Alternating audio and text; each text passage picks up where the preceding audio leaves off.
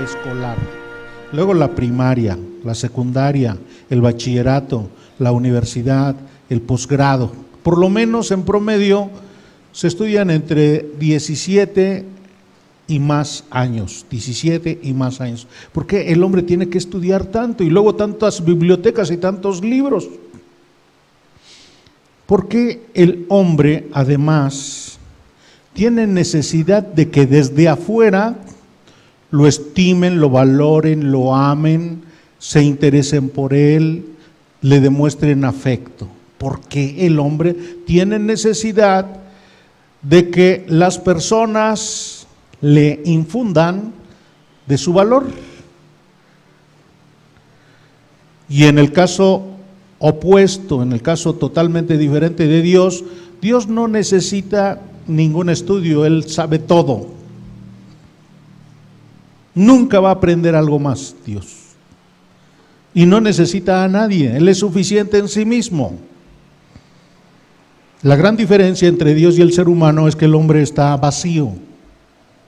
Y por eso anda buscando ser llenado de diferentes fuentes.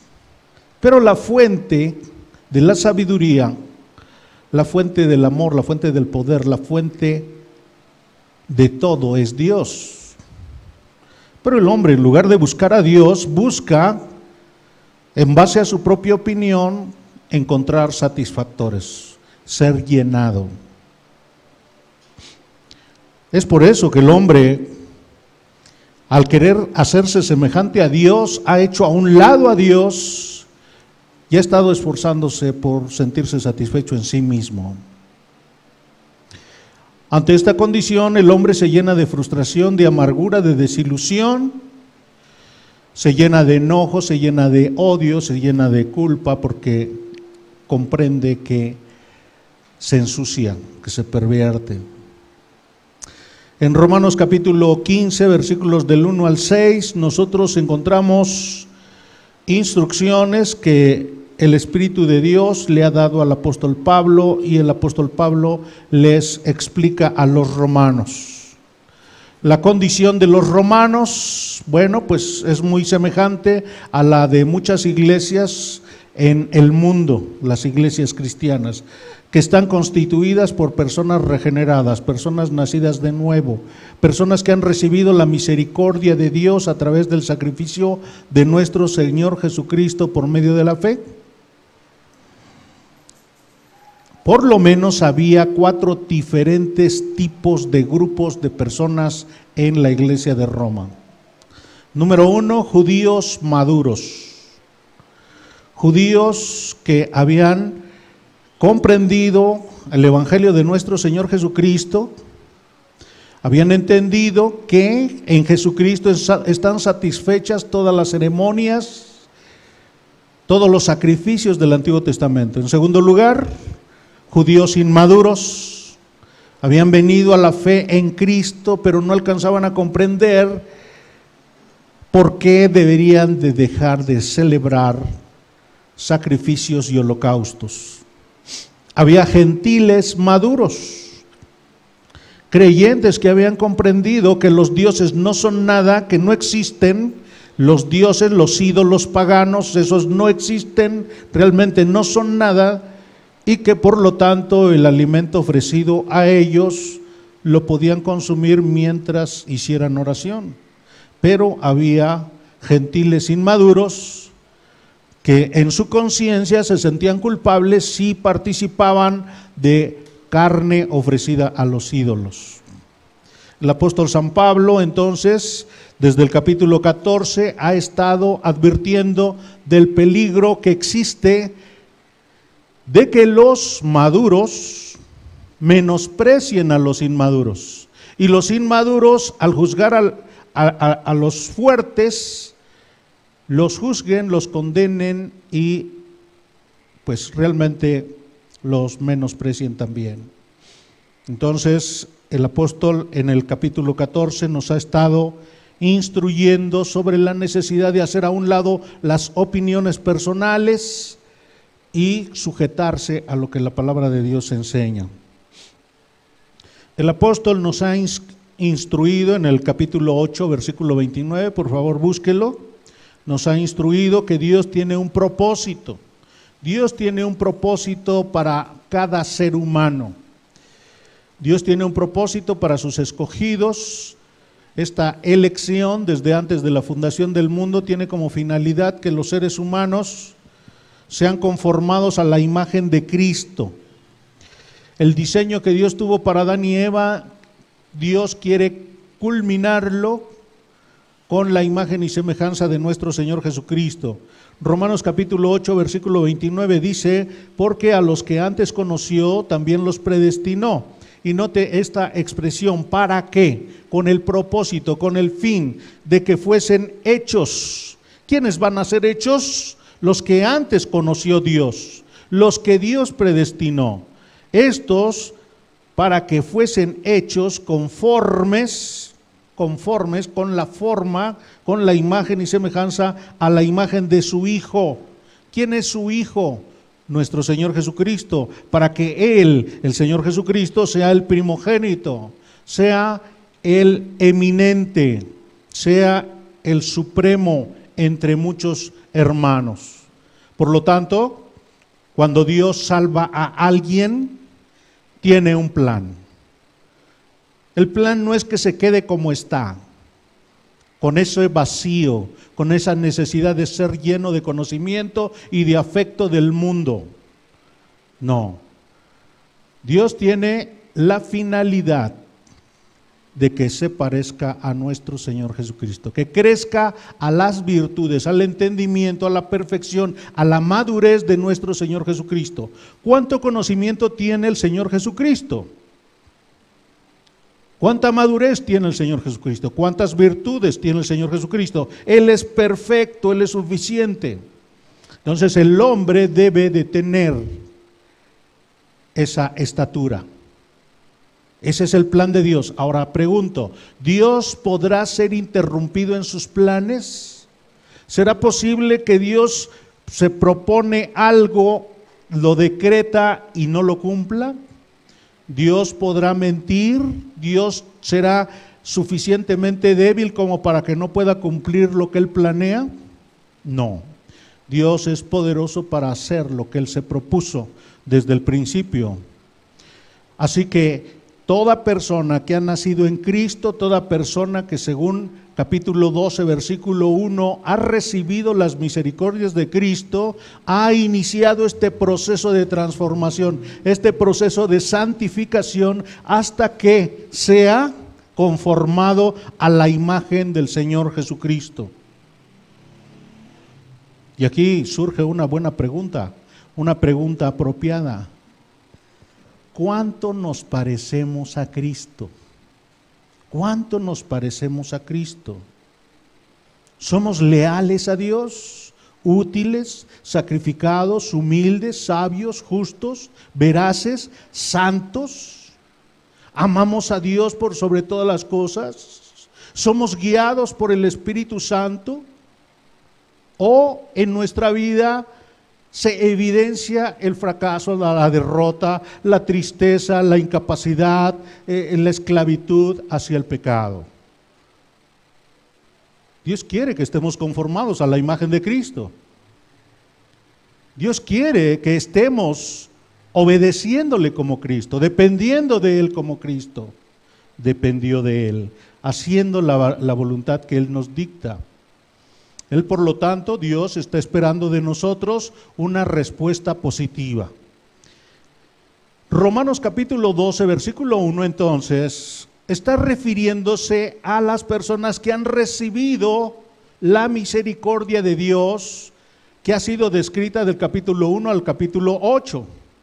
A partir del capítulo 12 al capítulo 15, que es donde estamos, Dios está diciendo la práctica de esta persona regenerada, cómo debe de vivir una persona que ha sido elegida, que ha sido salvada, que ha sido justificada por parte de Dios.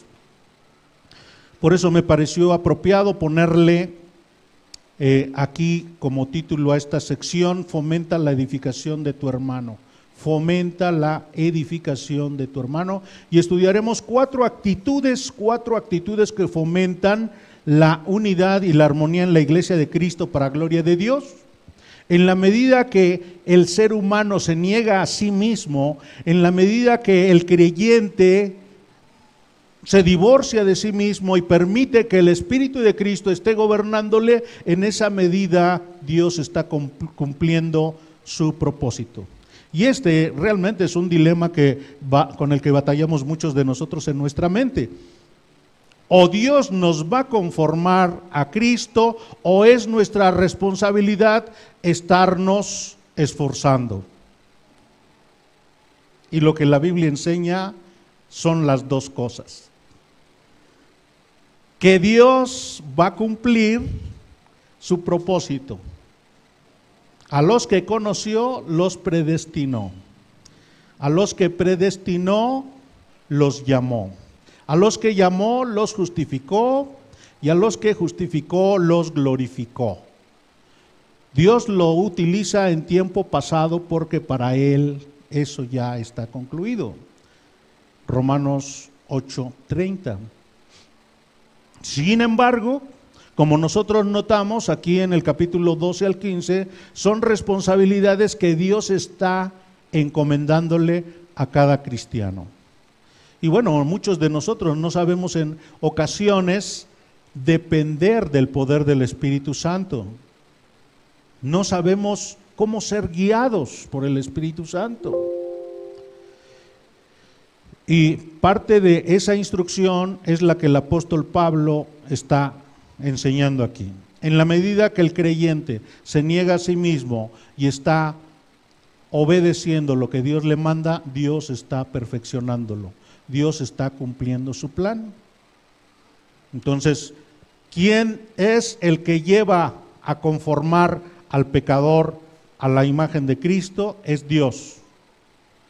Pero Dios le asigna responsabilidades a esta persona que ha recibido la justificación por medio de la fe en nuestro Señor Jesucristo. Así que trabaja usted en la unidad y armonía de la iglesia de Cristo cuando, número uno, soporta a su hermano, Observe Romanos capítulo 15, versículo 1 y note que esa es la primera responsabilidad que Dios le asigna en esta sección a los creyentes. Así que los que somos fuertes debemos soportar las flaquezas de los débiles. La palabra flaquezas tiene la misma raíz que la palabra débiles. La palabra débiles se aplica a un paralítico, a una persona que nació paralítica, que no se puede mover, que no tiene fuerzas en sus piernas, que no puede apoyarse por sí misma. Y lo que está diciendo el apóstol dice, los que somos fuertes debemos soportar, debemos sustentar, debemos acercarnos con el que está paralítico, poner su brazo sobre nuestro hombro, apoyarlo y levantarlo y llevarlo. ¿A dónde lo debemos llevar? A los pies de Cristo. Debemos llevarlo a los pies de Cristo. Pero detengámonos antes. El apóstol dice aquí, los que somos fuertes. ¿Quiénes son los que somos fuertes? Los que somos fuertes somos los que tenemos muchos años en el Evangelio. Los que somos fuertes somos los que hemos hecho mucho ejercicio físico.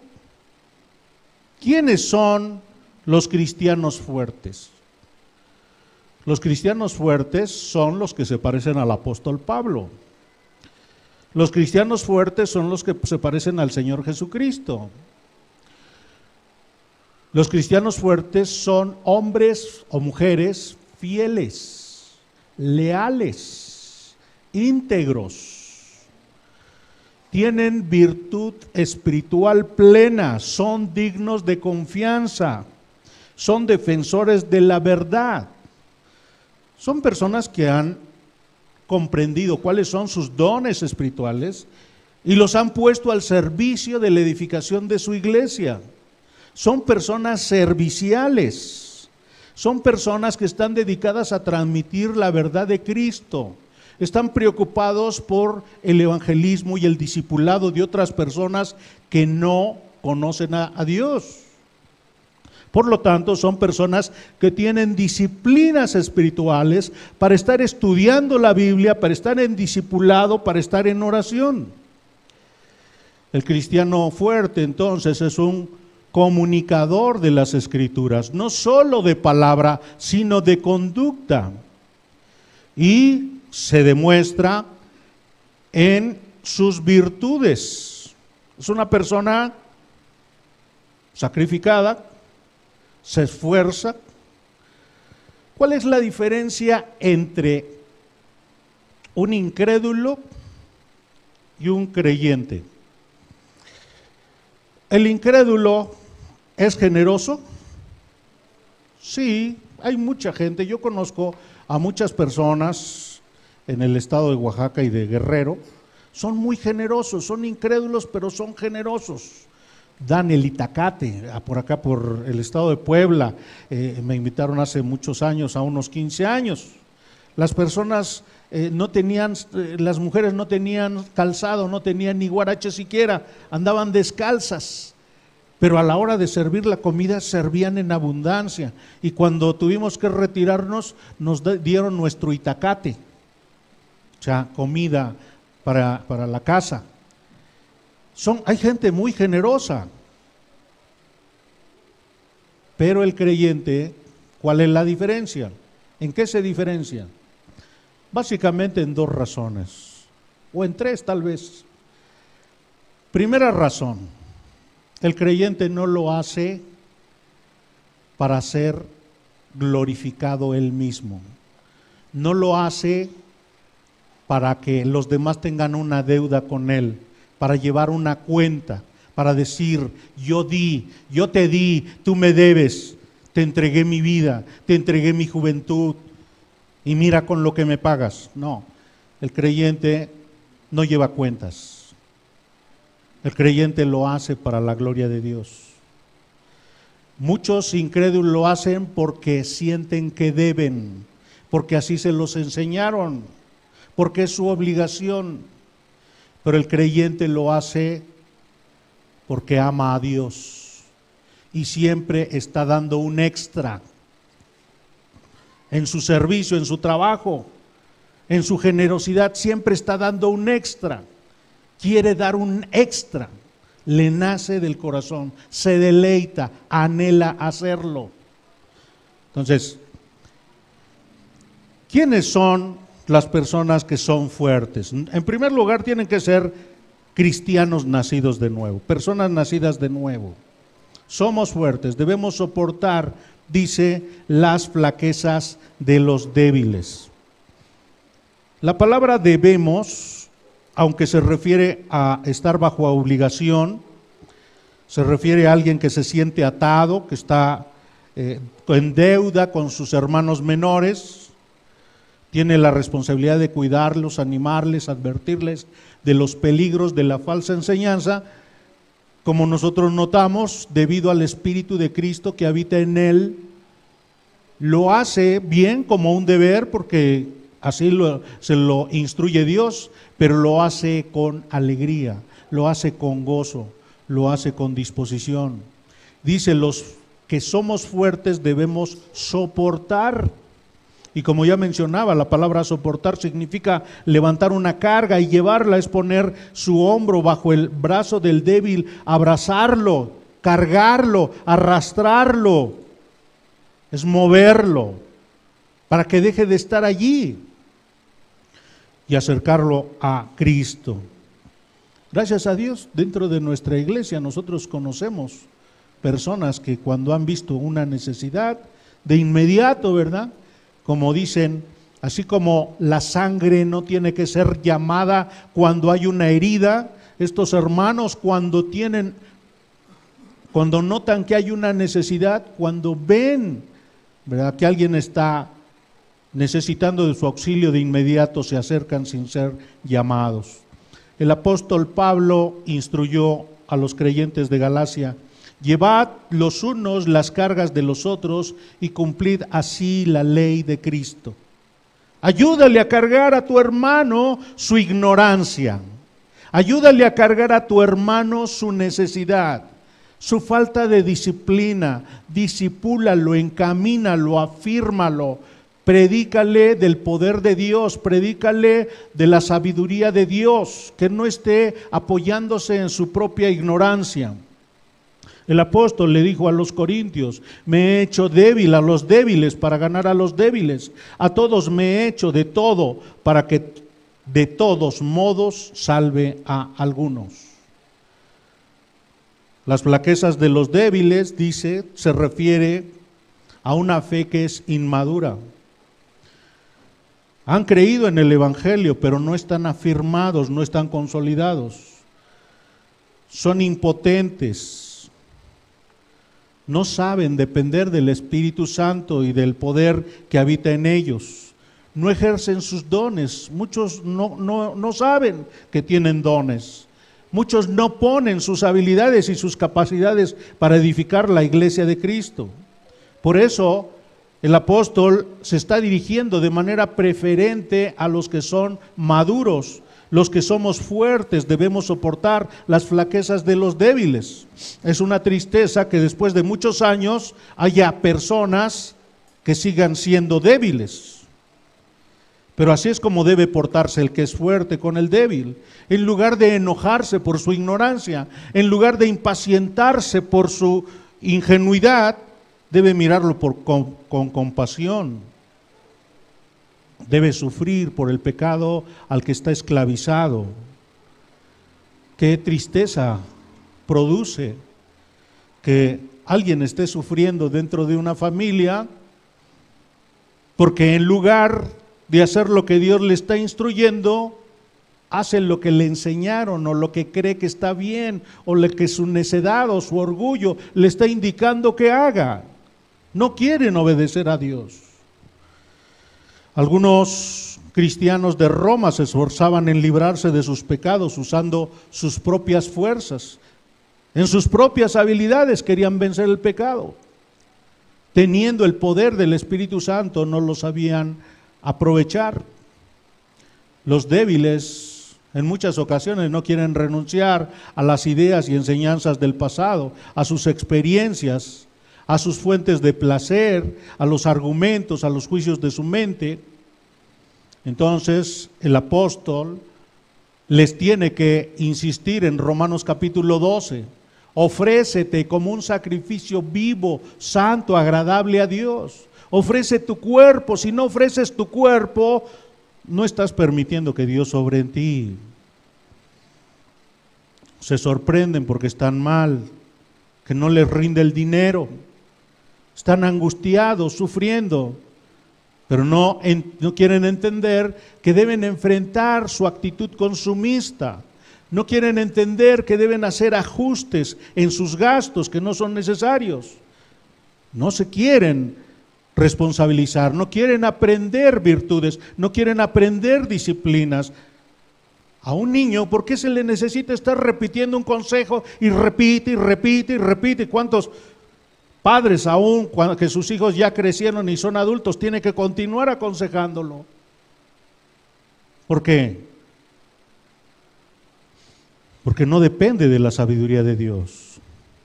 No alcanza la libertad del pecado que Dios le da por medio de su Santo Espíritu, por medio del poder del Evangelio.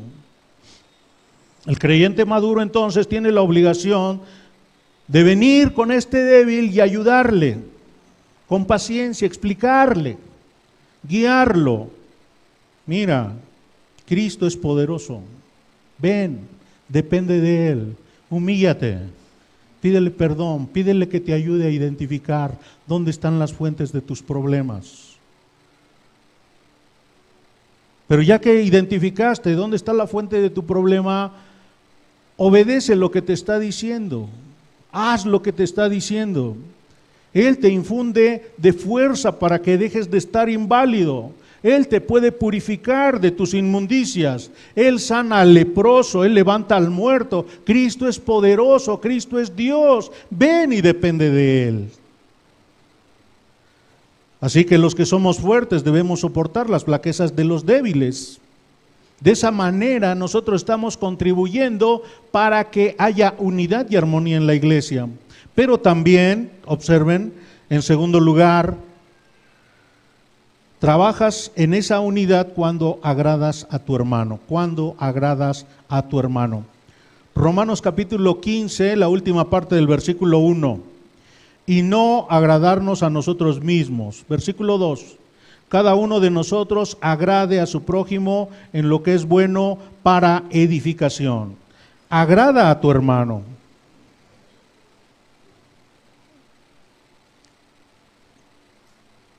Dice para edificación. Edificación suena a edificio, a una construcción. ¿Qué se necesita para que exista una construcción? Cimientos, paredes, techo. Todo eso significa trabajo. Este pecador, todo pecador debe ser convertido en un varón perfecto. Busque por favor Efesios capítulo 4, versículo 13, y note que en este segmento también el apóstol San Pablo explica el propósito de Dios. Dios ha dado a hombres para que contribuyan en la edificación de los creyentes, que perfeccionen a los creyentes. Efesios capítulo 4, versículo 12, a fin de perfeccionar. Dios ha dado a estos hombres con el propósito de perfeccionar a los santos para la obra del ministerio, para la edificación del cuerpo de Cristo. Esta palabra perfeccionar está explicada en el versículo 13, hasta que todos lleguemos a la unidad de la fe, hasta que todos lleguemos al entendimiento, a las enseñanzas de Cristo, hasta que todos lleguemos al conocimiento, a la relación íntima, a la comprensión de las virtudes de Cristo. ¿Cómo es Cristo? ¿Es tierno? ¿Compasivo? ¿Cómo es Cristo? En la medida que el hombre se va haciendo más semejante a Cristo, alcanza la estatura de varón perfecto, a la medida de la estatura de la plenitud de Cristo. Todo nuevo creyente debe pasar por ese proceso de santificación hasta que Cristo sea conformado en su interior. Por eso, el propósito que tiene Dios en esta sección de encargarle, encomendarle a los que son fuertes, es que ayuden, que contribuyan. Y dice aquí, agradas a tu hermano, no agradarnos a nosotros mismos. Cada uno de nosotros agrade a su prójimo en lo que es bueno para edificación.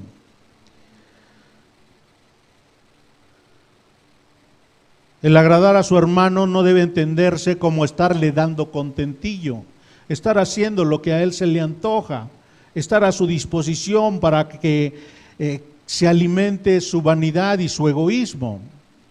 Hay dos limitaciones para estar buscando agradar al hermano débil en la fe.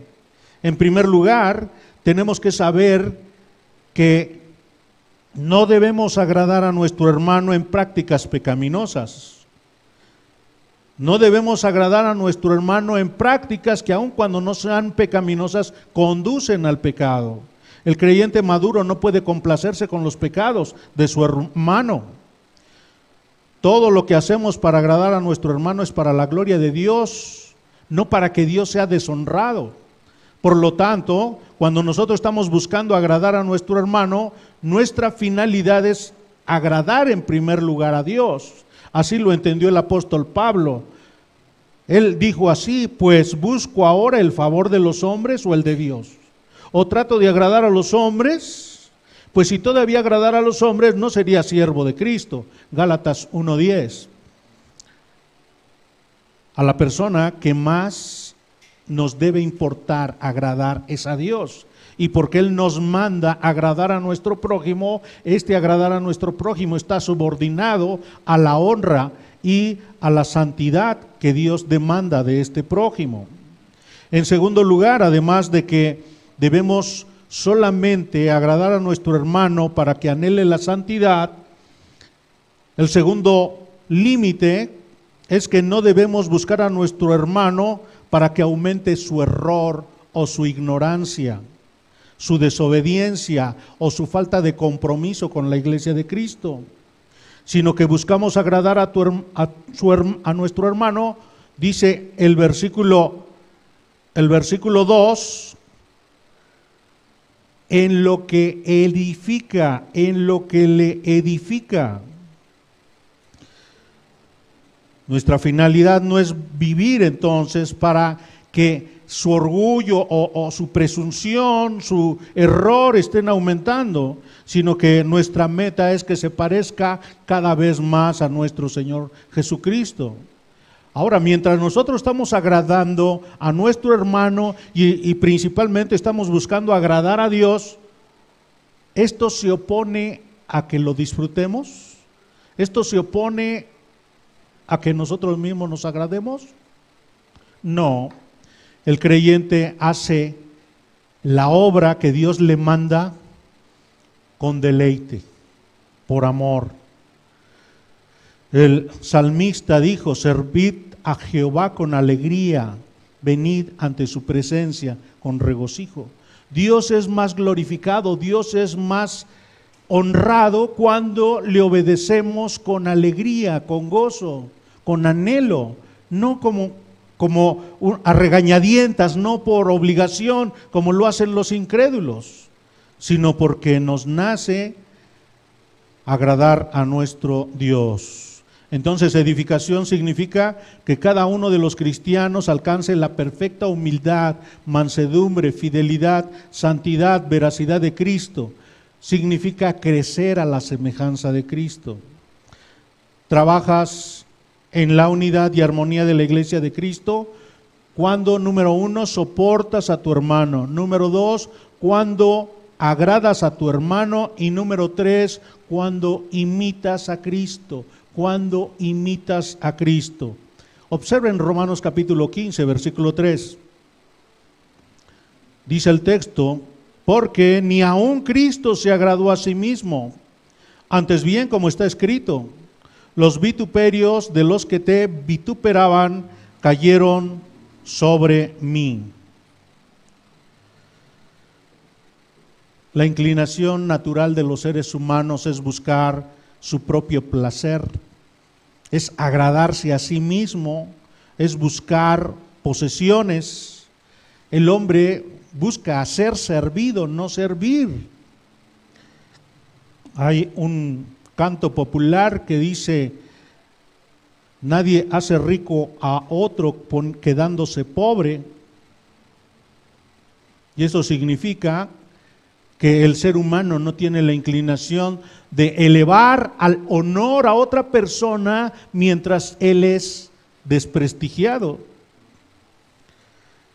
Pero detengámonos de nuestra observación al hombre y observemos a nuestro Señor Jesucristo. ¿Nuestro Señor Jesucristo se agradó a sí mismo? Estando en su posición de Dios en el cielo, recibiendo la alabanza, la adoración, la obediencia, el honor por parte de todos los ángeles, dejó ese lugar agradable y vino a buscar a los pecadores en donde sabía que iba a recibir cosas desagradables. ¿Por qué lo hizo? Cristo no se agradó a sí mismo. Cristo estuvo dispuesto a venir aquí a la tierra a recibir de manera personal ese desprecio que los religiosos tienen contra Dios. Esas vituperios, esas ofensas, esas injurias, esas blasfemias que tienen los religiosos contra Dios, porque hablan de Dios, pero su corazón está lejos de Dios. Siguen rituales, pero realmente no quieren tener como autoridad a Dios. Quieren hacer su propia voluntad utilizando un vocabulario y un lenguaje, un discurso religioso. Pero realmente no quieren ser dominados y gobernados por parte de Dios. Y entonces el Señor Jesucristo viene a llamar al arrepentimiento a esos religiosos, viene a llamar al arrepentimiento a esos que están solamente preocupados por la apariencia. Y lo que recibe el Señor Jesucristo son los vituperios que esas personas habían estado haciendo contra Dios, ahora los recibe Cristo de manera directa. Pero eso es realmente lo que nosotros también hemos hecho. Cuando nosotros hemos cometido pecado, hemos vituperado contra Dios, lo hemos deshonrado, no hemos sido agradecidos con Él, no le hemos dado gloria. Y entonces los vituperios que los seres humanos hemos lanzado contra Dios, los vino a recibir nuestro Señor Jesucristo. Y el castigo que merecían esas ofensas que le hicimos a Dios, Cristo decidió cargarlas en la cruz.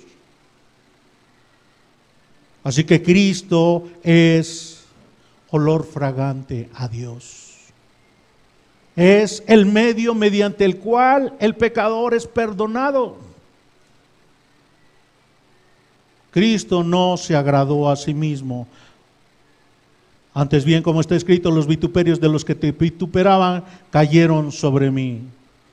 Cristo tomó sobre sí las ofensas que los incrédulos y los religiosos, el deshonor que los necios lanzábamos contra Dios, las maldiciones, las afrentas, las incomprensiones, las blasfemias.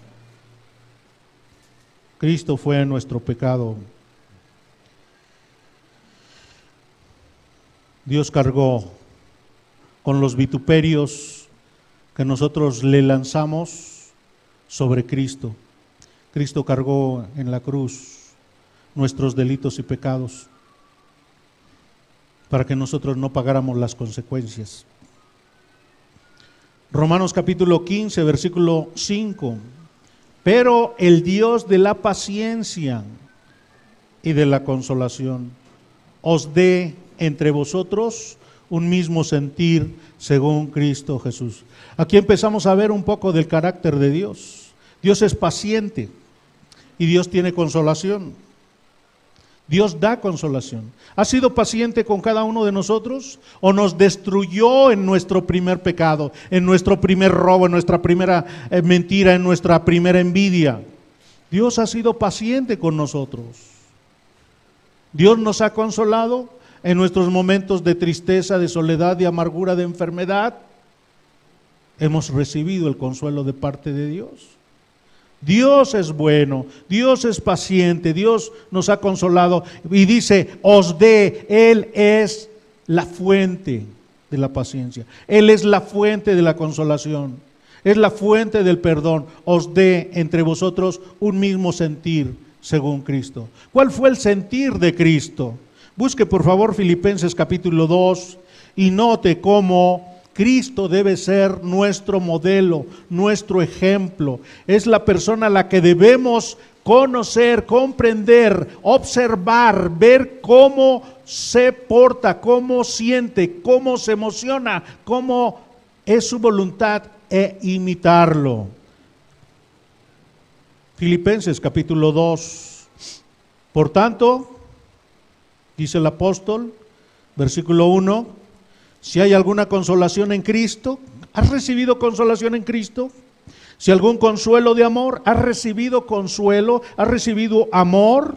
Si alguna comunión del Espíritu, si algún afecto entrañable, si alguna misericordia, completad mi gozo. Vean ese verbo, sintiendo lo mismo, teniendo el mismo amor, unánimes, sintiendo una misma cosa. Si Dios ya invirtió en ti consuelo, paciencia, perdón, si Dios ya invirtió en ti misericordia, amor, compasión, pues entonces, ahora, que brote de tu interior eso hacia afuera. Porque ya fue invertido en ti, ya lo tienes. Por el poder del Espíritu Santo han sido depositadas estas virtudes de Dios. Tienes una nueva naturaleza. Bueno, pues ahora ejercita esas virtudes de Cristo en ti. Versículo 5. Haya pues en vosotros este sentir que hubo también en Cristo Jesús, el cual siendo en forma de Dios no estimó el ser igual a Dios como cosa a que aferrarse, sino que se despojó a sí mismo tomando forma de siervo, hecho semejante a los hombres, y estando en la condición de hombre se humilló a sí mismo, haciéndose obediente hasta la muerte y muerte de cruz. ¿Está invertido en ti el Espíritu de Cristo? ¿Está invertido en ti? Esto está en el capítulo 8 de Romanos. ¿Está invertido en ti el Espíritu Santo? ¿Está invertido en ti el Espíritu de Dios? Pues entonces demuéstralo. Dios se humilló al buscar al pecador. Cristo se humilló al buscar al pecador. El Espíritu Santo se humilló al habitar en el pecador. Dios se humilló. Si el Espíritu de Dios está en el creyente, entonces el creyente debe ejercitarse y madurar en humildad. En humildad. Y esta humildad le guía a ser moldeable, a quitarse sus preferencias, sus opiniones, sus convicciones, sus argumentos, sus filosofías y saturarse con la mente de Dios, con la actitud de Cristo. ¿Qué tan difícil sería convivir con una persona que es idéntica a Cristo en todas sus actitudes? ¿Qué tan difícil sería? ¿Seríamos felices con una persona así? Bueno, pues tú debes de ser así, si el Espíritu de Cristo está en ti. Todo creyente debe imitar a su Redentor. No debe buscar agradarse a sí mismo, sino tomar las afrentas de los incrédulos y de los necios que pronuncian contra su Señor y cargar con las flaquezas e ignorancia de los inmaduros para llevarlas sobre sus hombros, para que andéis como es digno del Señor, agradándole en todo, llevando fruto en toda buena obra, creciendo en el conocimiento de Dios. Colosenses 1:10. ¿Cuál era el anhelo mayor de Cristo? Mi comida es que haga la voluntad del que me envió y que acabe su obra. Juan 4:34. El Señor Jesucristo no vino a agradarse a sí mismo, vino a agradar al Padre, vino a agradar al pecador, pero para que el pecador fuera edificado. Porque he descendido del cielo, dijo el Señor, no para hacer mi voluntad, sino la voluntad del que me envió. Hermanos, estamos viendo 4 actitudes que fomentan la unidad y la armonía de la iglesia de Cristo para la gloria de Dios. Contribuimos, fomentamos, participamos en la edificación de nuestros hermanos cuando soportamos sus debilidades.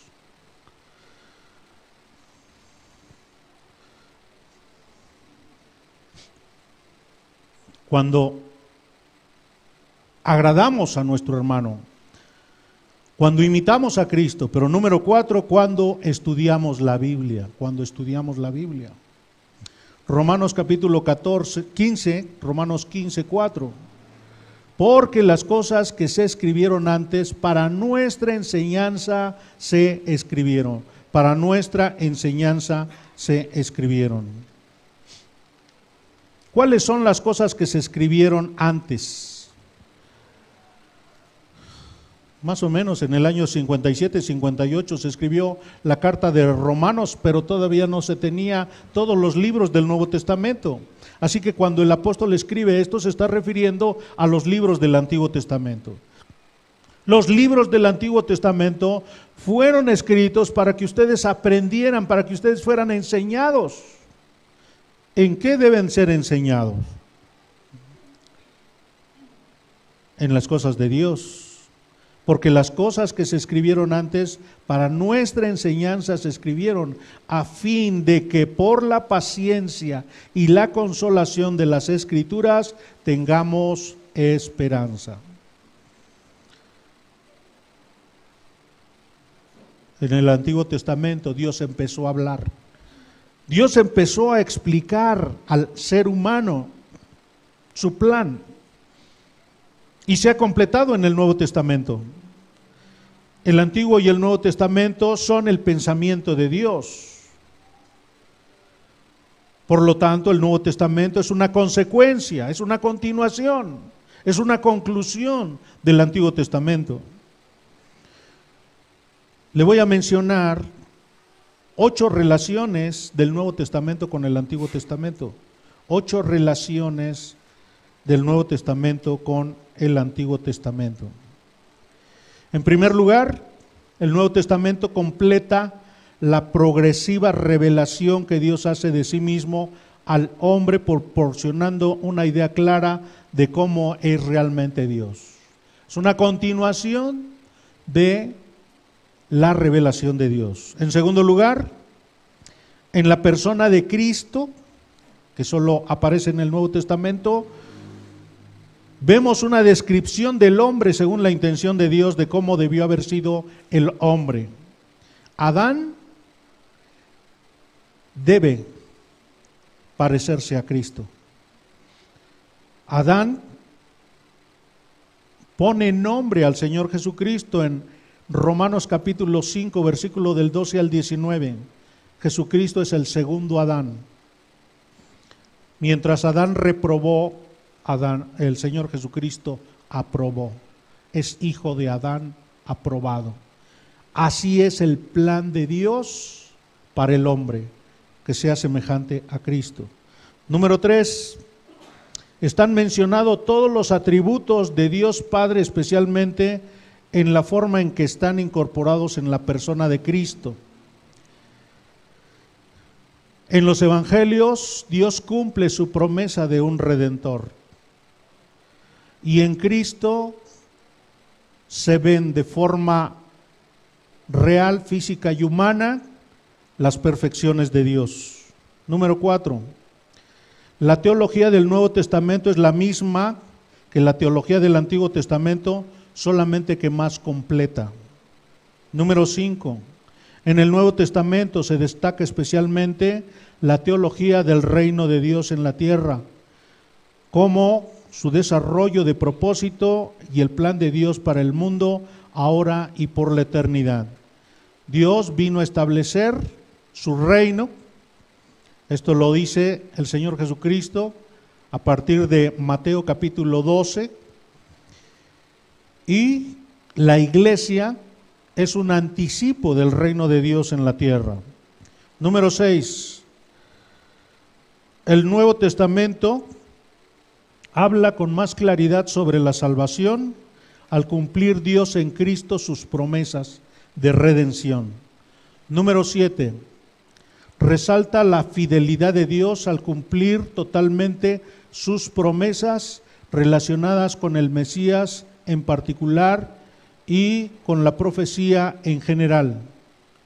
Y número 8, la encarnación de Cristo y el profundo significado de su resurrección corporal son grandemente enfatizados en el Nuevo Testamento. Las cosas que se escribieron antes para nuestra enseñanza se escribieron a fin de que tengamos esperanza. ¿Por qué la iglesia de Cristo debe leer el Antiguo Testamento? Porque el Antiguo Testamento es palabra de Dios. Porque si no entendemos el Antiguo Testamento, no comprenderemos la profundidad y el significado del Nuevo Testamento. Romanos capítulo 15, versículo 6.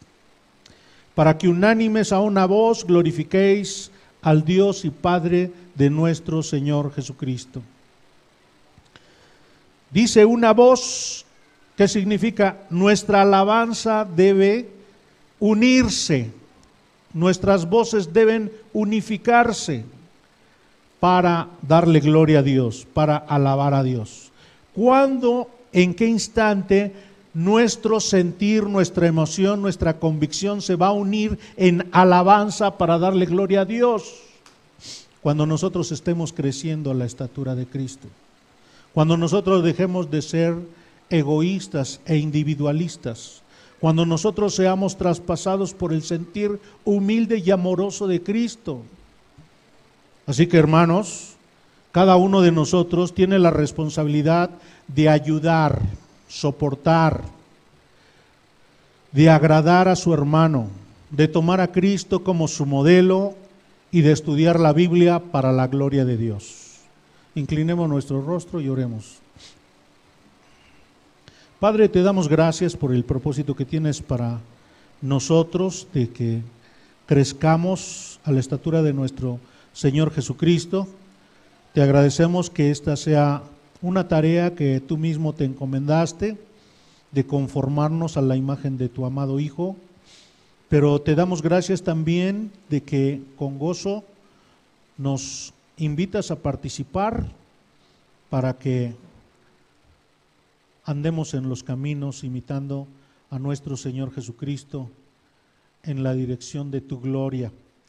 Padre, oramos por cada uno de nuestros hermanos, te pedimos que les bendigas y que les ayudes en este trajinar, que siempre estemos enfocados en tu gloria y en la exaltación de Cristo.